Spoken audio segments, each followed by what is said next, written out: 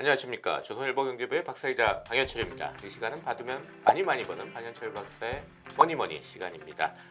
베스트 애널리스트 만나보는 시간을 갖도록 하겠습니다. 강성진 KB증권 애널리스트 나오셨습니다. 안녕하세요. 안녕하세요. 네, 강성진 애널리스트는 조선일보하고 금융정보업체 FN가이드가 공동 주관한 2021년 베스트 애널리스트 평가에서 운송 분야에서 4년 연속 베스트 애널리스트로 선정되셨습니다. 담당하는 분야가 운송뿐 아니라 모빌리티, 자동차 이쪽까지 다 보고 계시는 거죠? 네, 맞습니다.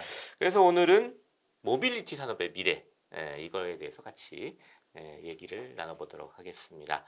일단 모빌리티 그러면 새로 이제 생기는 사업이라서 잘 모르시는 분들도 있을 것 같은데 이 개념이 어떤 건지 좀 설명을 먼저 해주세요.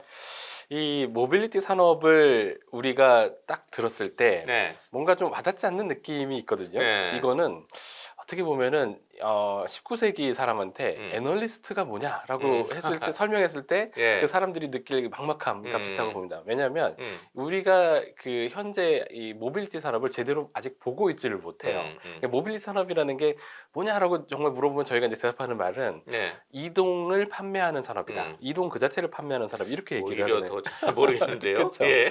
그러면 대중교통이냐 이렇게 이제 물어보실 수도 있어요. 그렇죠. 버스, 지하철 이런 것도 네. 사실은 모빌리티의 범주에 들어가기는 합니다. 그런데 이 모빌리티 산업이라고 얘기할 때는 기존의 운송 수단에다가 더하기 인공지능을 덧붙여가지고 그 기존에는 산업이라고 보지 않던 부분까지 다 산업화를 하는 거예요. 그러니까 지금처럼 버스나 지하철 이런 거 타면은 내 몸을 움직여주는 그런 것들은 당연히 이제 모빌리티 산업에 포함이 되고요. 그에 앞서서 오늘 내가 어디 뭐 속초에 여행을 가야 된다. 그러면 이제 차를 어떻게 타고 뭐 이런 것들을 계획을 하지 않습니까? 네. 계획 단계도 AI가 해주고 그리고 그 차량을 어디서 갈아타고 그러니까 그 중간중간에 내가 밥을 어디서 먹고 뭐 휴식을 어디서 하고 이런 것들도 AI가 스케줄을 다 짜주는 거고요. 네.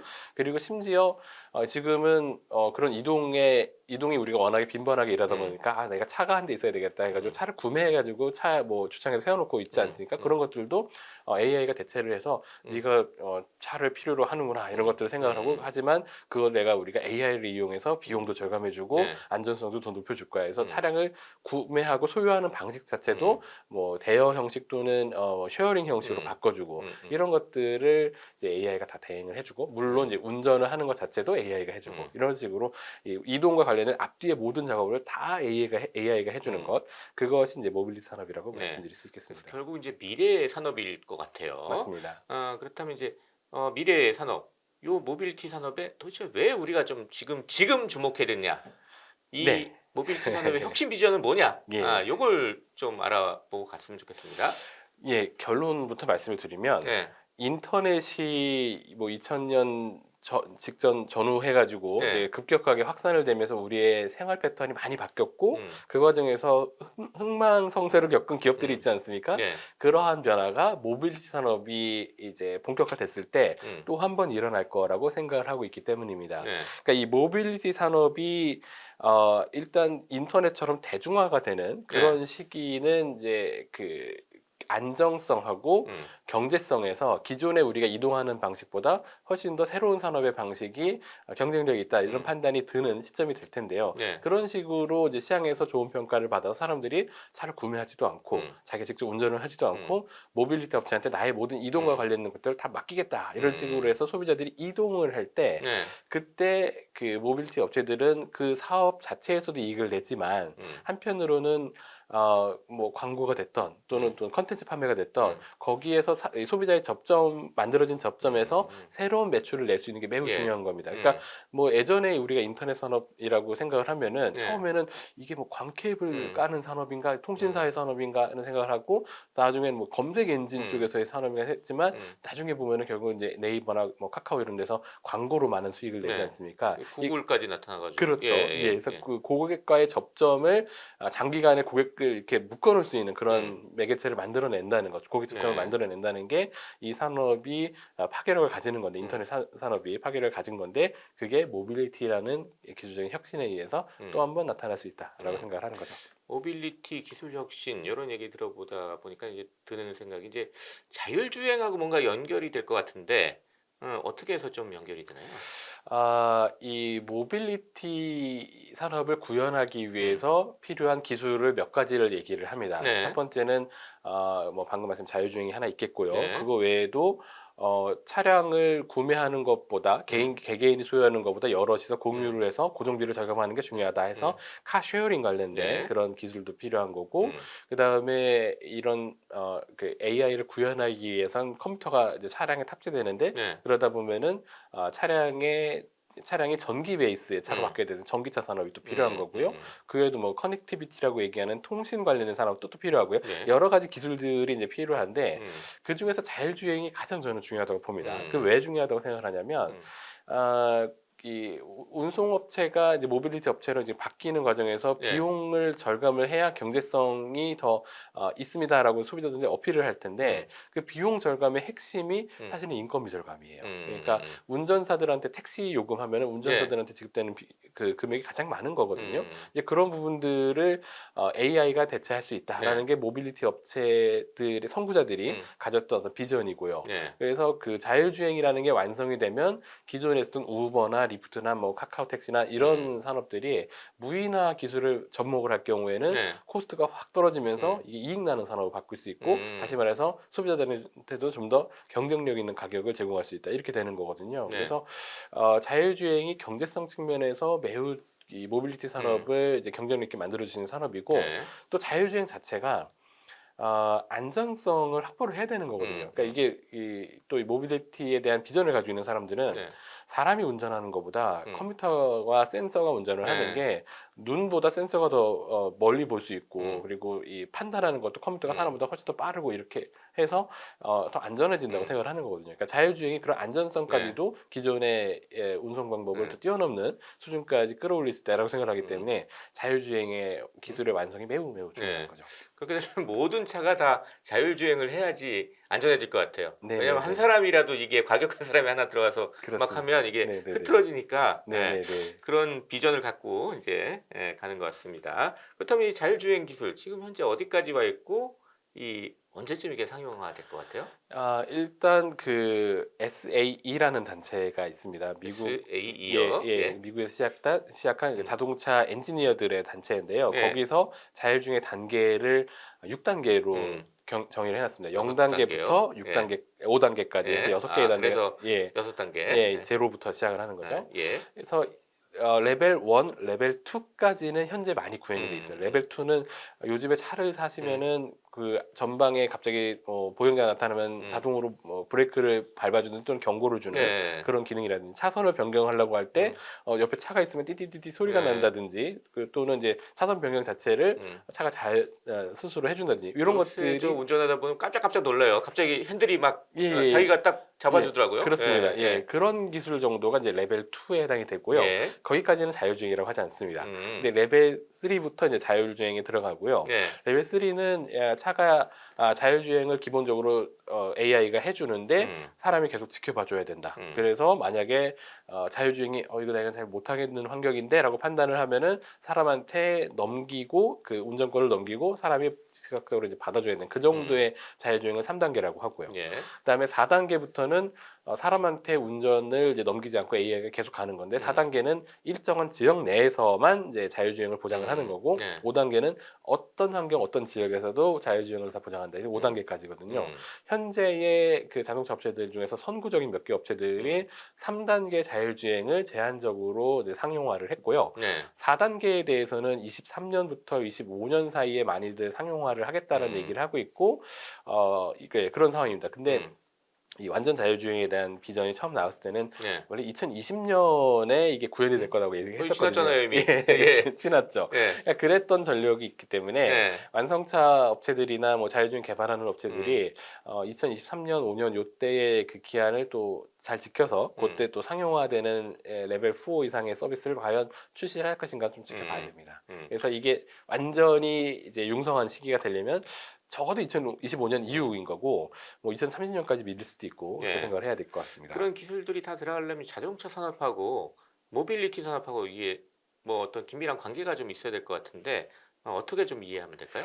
일단 모빌리티 산업이 이미 기술적으로 완성이 됐다라고 가정을 하고 그때 음. 산업을 생각을 해보면 소비자들이 예전처럼 차를 구매해서 주차장에다 갖다 놓고 계속 음. 고정비를 내면서 운전할 땐 또 내가 운전하는 것보다 음. 차라리 모빌리티 업체한테 내가 구독료를 내고 음. 필요할 때마다 그 필요한 이동 서비스를 음. 받는 게 낫겠다라고 음. 생각을 하게 되지 않겠습니까? 네. 그런 상황이 되면은 소비자들이 차량을 구매하는 빈도가 줄어들겠죠. 음. 그리고 차량 구매에서 중요한 부분을 모빌리티 업체들이 이제 담당을 하게 될 겁니다. 네. 그래서 자동차 업체 그 완성차 업체 현대차나 기아나 뭐 포드나 뭐 폭스바겐이나 이런 네. 업체들 그런 업체들은 전통적으로 보면 B2C 비즈니스 그러니까 음. 그 소비자를 직접 대면하는 그런 네. 비즈니스를 네. 하고 있었고 거기서 이제 브랜드 파워나 이런 것들을 음. 갖춰가면서 마진들을 좀 확보하는 그런 부분들이 있었거든요.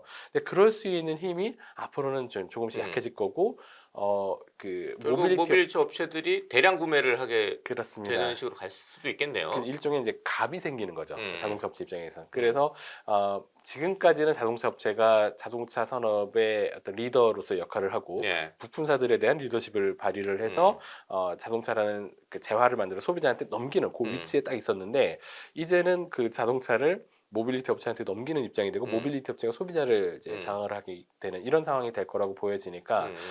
자동차 업체의 그 리더십은 음. 현재의 상황보다 미래 모빌리티 시대에 좀 더 약화된다 이렇게 음. 볼 수 있겠습니다. 음.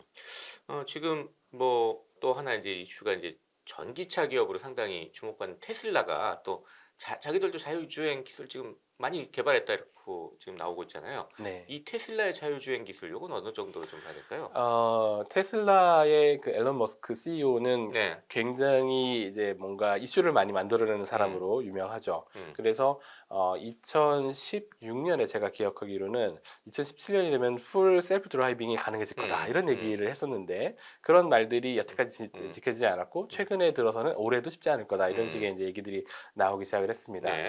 근데 이미 그 풀 셀프 드라이빙의 이제 그 베타 버전 이런 음. 것들에 대해서는 소비자들이 구매를 해서 쓸 수 있는 그런 상황에 네. 와 있는데 공식적으로는 그런 기술은 레벨 2에 해당이 됩니다. 음. 그러니까 자율주행으로 보지는 않는다는 거죠. 그러니까 음. 이 지난해에 테슬라의 엔지니어들이 뭐 캘리포니아의 그 자동차 관리국의 이 공무원들이랑 얘기를 하면서 네. 우리의 기술은 레벨 2 수준이고 음. 이게 완전 자율주행으로 가는 거는 뭐 수년 내에는 불가능하다라는 얘기를 음. 했습니다. 만약에 네.